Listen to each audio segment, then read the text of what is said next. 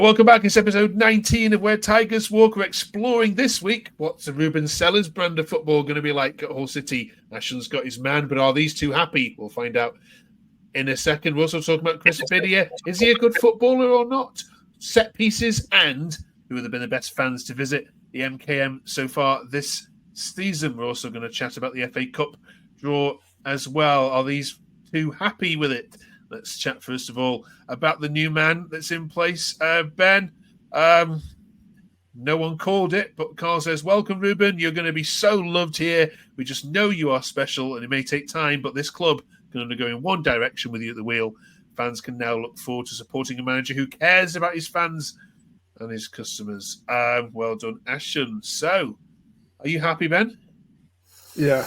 I think, to be honest, I don't think we mentioned him at all last time, but he's probably one of the better options that there was out there, really. Obviously, we had Mark Robbins as another one, but I'm happy with it. A young coach, almost a bit similar to a certain someone who's now in France. But yeah, I'm happy with the appointment, to be honest.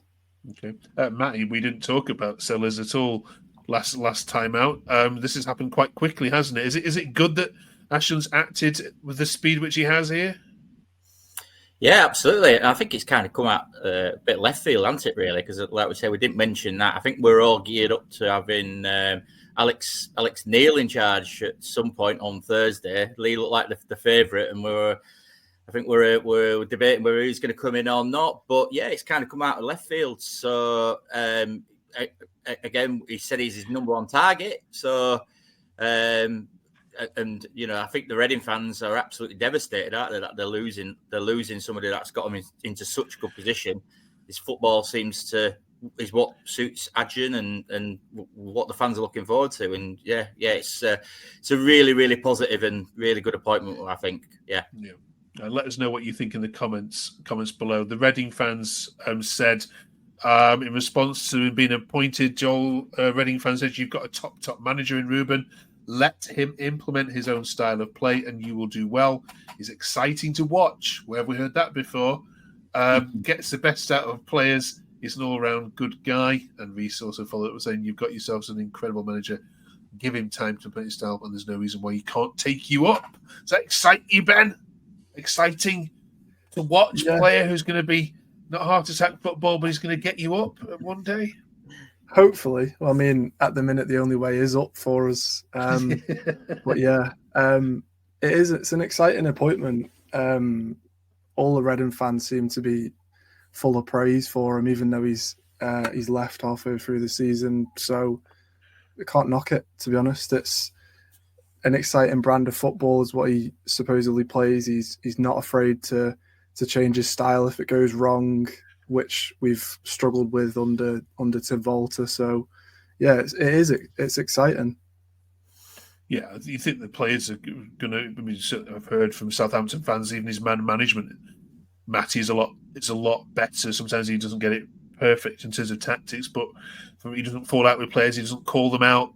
He'll put an arm around players. That's what I think what most of your players need right now, isn't it?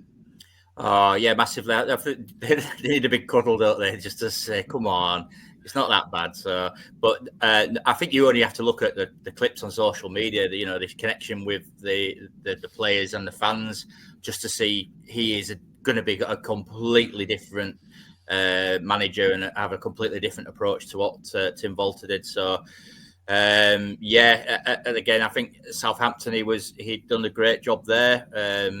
When he was the assistant manager, wasn't he, there for a while? So I think he'd done a great job there as well. So, and the Southampton fans, again, I think they rate him highly as well. So yeah, he just needs to get his own brand of football on the players and just give us a massive confidence boost, because I think that's all we're lacking at the moment is that. So yeah. Okay. It won't be Hull City if I didn't dampen the spirits a little bit on this channel. Here's another Reading fan that wasn't so thrilled and gave you a warning. He says, if Hull were mid-table, this would make perfect sense. We were bottom of League One, 10 points adrift a year ago, and he would have been sacked if we had any money to do it. 6 months later, he dug in until his ego dropped. Hull haven't got 6 months for him to work it out. Hope I'm wrong, but there's no chance. There's a little bit of that, Ben, saying, well, he comes with all these skills, but actually his ego is quite big, and he will want it. It will want it his way. Isn't Ashton's got the patience to give him time to sort this out? I think if it's not working in 2 months, he's going to go, isn't he?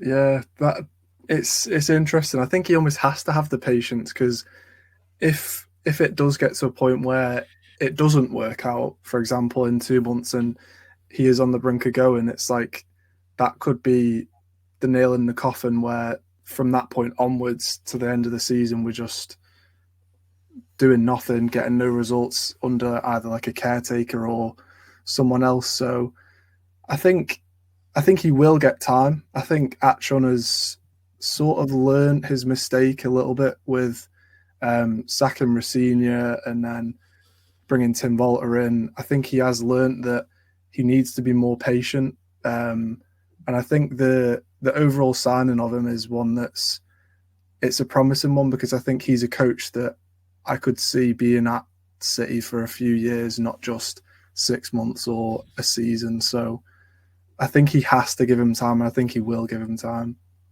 Okay, we'll obviously see once he's had a good run at the on the training ground. And following the Blackburn game, Matty, some of them players are gonna need a full week of training.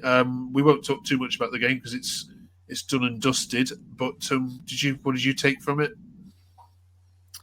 I can't decide if we are the unluckiest team in the league or that we are generally that rubbish. I just can't decide between it. How can the team dominate the first half and then the opposition have no shots on target, no shots off target, and be 1-0 down? I just don't get it. First half we had a lot of chances, really positive first 20 minutes. We should have been maybe 1-2 up. To be fair, their goal was an excellent goal, but poor defending from Coyle and Giles, I thought, for the goal, and we're 1-0 behind. And then second half, it was kind of gone back to the old days. There was no urgency. It was just like, we'll just pop it around the back. There was nobody getting forward. It was really poor. There were some positives, I suppose. Casey Palmer looked like he took control of the game. He was positive. He's playing in that kind of number 10 role. He's a bit further up, so he's being a bit more creative in terms of that. But same old problems, I think, there. You go behind, lack of confidence. We don't take risks to get back into the game. And second half, it was just a non-event, really. It was just, I think the wind and the rain was more exciting than it was second half. It was poor. It was, yeah. But we've said that all season, though, haven't we? We've had good first halves, and then second half, we've just fallen off a cliff. So that's what he needs to sort out, doesn't he, Ruben? So fingers crossed. Okay. Jack's not here this week because he's busy revising for exams. I'm glad he isn't for this next topic, because he'd be frothing at the mouth. Adam says Chris Bedia has got to be up there with some of the worst strikers I've ever seen in a Hull City shirt. Jacob added, absolutely embarrassing from the players. Everyone's so intent on being involved, so the players deserve it. As well, Ben, I could have put any number of Chris Bedia tweets up here this week that just says, there's one of him, there's a meme of him running around in circles. So I'm going to ask you straight while Jack's not here. Is he a good footballer? He's not been for us, unfortunately. I think a lot of people have been asking the question, because obviously January's coming up soon. Who out of the loans is getting sent back? And I think he's probably the first one that's just, we don't need him. He's not really. He looked okay in the first couple of games, but other than a semi-decent performance against Leeds, I think it was, he's not really done a great deal. And I know he scored 2 goals, I think. One was a penalty and then against QPR, but he's not what you want in like your front line to give you confidence that you'll score goals, because that's evidently what we're lacking. We're not scoring enough. We're not putting away chances. So he's just a bit naff, I think. Okay. Matty, why has it not worked for him? Has it been bad coaching from Walter, or is he just not that good to begin with? I think it's probably a combination of both. I think we haven't kind of utilised the forward players enough. I mean, even with Pedro on, we don't seem to have a focal point up front to kind of play off. The ball doesn't get played into him. He doesn't get into areas. He's stopped making runs off the ball. We just probably haven't utilised him to his full strength. He's a big lad. You know what? For a target man, which I presume that's what he's supposed to be, he doesn't hold the ball up and bring other people into play. He was very poor Saturday, and I can, that's what we've been crying out for the last couple of seasons. Is a decent striker, and he's just not cutting the mustard at the moment, unfortunately. But then, got bring Pedro on. He didn't do anything. I think probably our best option's Burstow, and he's not really getting a run out. But he looks a bit. He can have one good game, and then he doesn't have a. Next game he came on Saturday, it was ineffective. So yeah, it's a real weak area that we're struggling with. So we need massive improvements in the striking positions. Okay, all right. Well, it's a big week for Hull City. This week, with of course, it's a two-game week this week. First of all, Watford at home, and then a trip to Frank Lampard's Coventry City this weekend. Now, Watford don't travel very well at all, and of course, Coventry themselves haven't been good at home. So, with a good couple of training days, fingers crossed, this could be 4 points. Ben, I must mention my favourite tweet of the week before we delve into more, though. This was brilliant from unfortunate Hull City fan Tim Walter. If he had to play in this weather, he's referencing was it Oxford away when he said he couldn't be bothered walking over because it was Luton as well. Was it Luton? That was it. Yeah. All right. Well, good luck for this week. We've been also talking about set pieces this week because Arsenal have filled the football chat with how important set pieces are and so on. Just from a footballing point of view, Matty, is this all nonsense? The fact that we've got set piece coaches, and we've got Norwich talking about sacking theirs, and we're putting so much emphasis on set pieces. When you were taught how to, you mean you coach football? Did you just tell your lads to stick a good ball in the box and someone knock it in? I mean, yeah. I think probably the level I'm coaching at, it's just stick it in the box and kind of up. But I suppose kind of in that professional game. Arsenal are winning games when they're not playing particularly well, but they're utilising the set pieces. Why would you not when it's it's a really key fact. It's a key part of the game, isn't it? Free kicks, corners, whatever else. Stoke. I heard Tony Pulis on the radio this week. He's on about coming back into coaching. So, but it kept them up, didn't it? For how many years? Just utilising your strengths and what you do. So it's a really underutilised kind of skill. Particularly with us, I don't think we've scored from a corner all season. So it's the opportunity to get your big men in the box. That's probably what we struggle with. We don't have any big men in the box, so we're not a particularly big team. So why not? Yeah, I don't think there's anything wrong with it. I think it's a part of the game that's underutilized. So yeah. Okay. Look at the Hull City set piece count, 19th in the league, so not relegated. Yeah.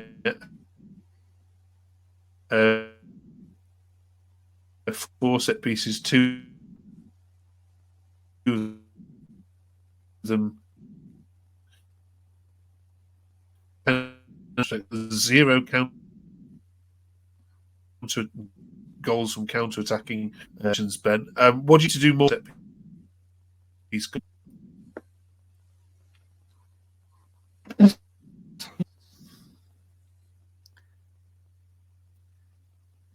Sorry, can you hear me?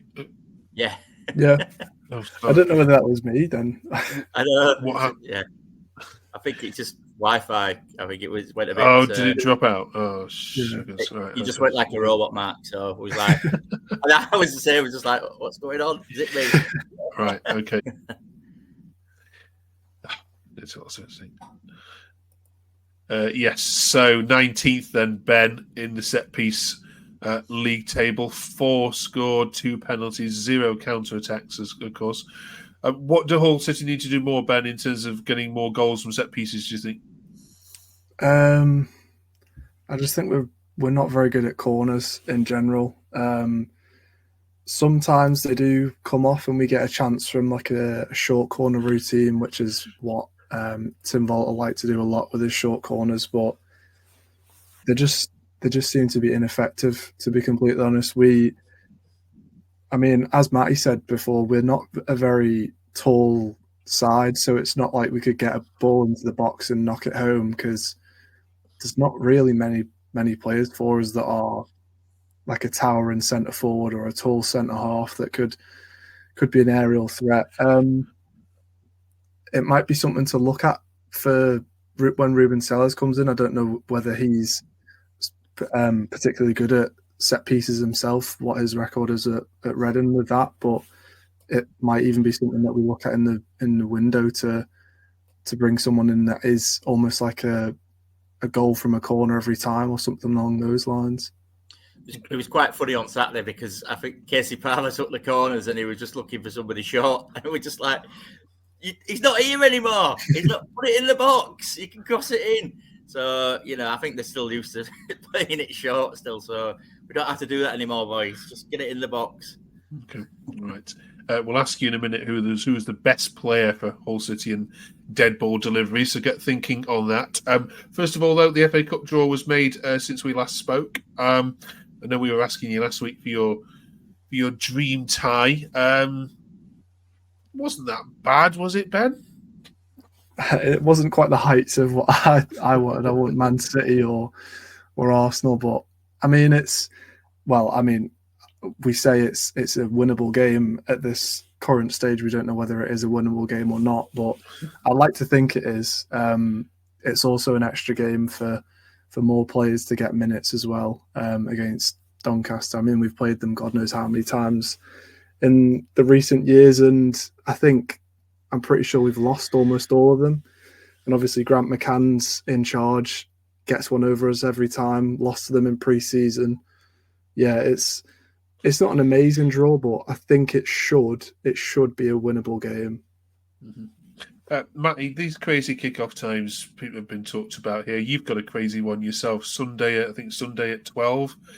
There's no police reason. There's no fixture reason. This game needs to be played A on a Sunday or B at 12 o'clock. Is there? No, it's absolutely ridiculous. I think I tweeted about it this week because I think, I do travel to the game, and I have a grassroots team, and we kick off at 11 o'clock. So, it's not just me. You then punishing all those kids that go with the families. There's loads of people that sat around near me that, they all their kids go play for grassroots. So what we're supposed to be encouraging people to go to the FA Cup. The FA Cup has lost whatever it's lost in the 10 years, and what we're doing now is punishing the fans. So that it can be shown to somebody wherever it is in the Far East or whatever. Who's going to tune in on 12 o'clock for a Hull City vs Doncaster? I'm not being funny. It's ridiculous. It is. So, I'm not for it at all. I think we mentioned the Everton game. They're playing on a Thursday, aren't they, as well? It's just like, come on. I don't mind the old Friday game, a Monday game, whatever else. But when you're putting it at 12 o'clock, so we're automatically not going to have a big crowd for that game. Doncaster will bring a few, but the home fans won't be. We'll be like, oh well, we can't make it because we've got other commitments. So it's an absolute farce. It is. Yeah, I don't agree with it. Yeah, destroying the competition for what it once was. When nearly every game kicked off at 3 o'clock, didn't it? Or if it couldn't, then it would be the next day. Right. Thank you for that one. Christmas is nearly upon us, so we're talking the season of goodwill. So we're going to shout out some fans here. Who have been the best fans, Ben, to visit? Kim. I'd probably go with Portsmouth. Considering where they were at the time when we played them, they were at the bottom of the table. They were really loud throughout the whole game. Credit to them as well. That wasn't that the game where Tim Walter called us out for being quiet as well, I think, it's quite funny. But yeah, I'd say Portsmouth. I think credit to them. They were really loud as an away end. Okay, Matty? Yeah, I agree. Portsmouth, I mean, they sold out their away end, and we've had teams like West Brom, Burnley. I mean, Blackburn on Saturday. I know it was awful weather, but they didn't sell out their away end. So Portsmouth sold out their away end, and they sang all game. And credit to them, that probably got them back into the game. It did. I suppose Sunderland are always noisy when they've come, but I don't know if it's maybe us. Maybe we have that effect on everybody else. It's just like so quiet that when the away fans come, they're quiet as well. So, but Portsmouth were outstanding. Yeah, fantastic. Okay, good shouts. Thank you very much, both of you. Before we let you go, who is the best dead ball specialist that's ever played in a Hull City shirt? Can you think of any, Ben? Robert Snodgrass would probably be the one in my era of watching City. I can remember quite a few free kicks when we were back in the Premier League. Yeah, phenomenal on a set piece. It's unfortunate that we've not really had many in recent years. I mean, we had Scott Twine, who was a bit like he had a lot of hype around him, but it turned out to be not very good. I mean, Casey Palmer looks to be all right on free kicks. I mean, he scored a cracker against us away at Coventry last season, and then hit the bar with one on Saturday. So maybe Casey Palmer could be the next one for us. I hope anyway. Good stuff, Matty.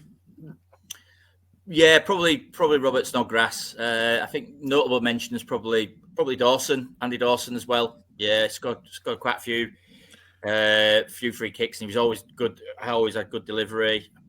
I'm trying to think as well. Probably mention for Robbie Corrin. I think at the time when we had Corrin, he was just a super. He was a really good player, and he was good on the dead ball as well. So yeah, I'd probably go with them two. But like Ben says, we are really struggling, aren't we, at the moment for anybody to do anything from a corner or a free kick. So yeah, but Dawson was outstanding when he played. I mean, Mark, sorry, he did score an outstanding one against Everton as well. That if you remember that one a few years when we were in the Premier League, absolutely brilliant. So yeah. Yep, trying to blot it out of my memory. Yeah.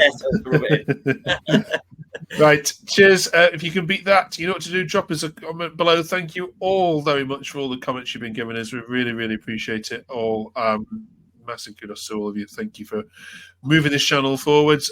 We'll be back, of course, next week where we've got 2 more games to review this week. The Watford game, of course, as well. Good luck this Wednesday night for that one, and we'll see you in 7 days' time. Thanks so much for watching. Enjoy your football.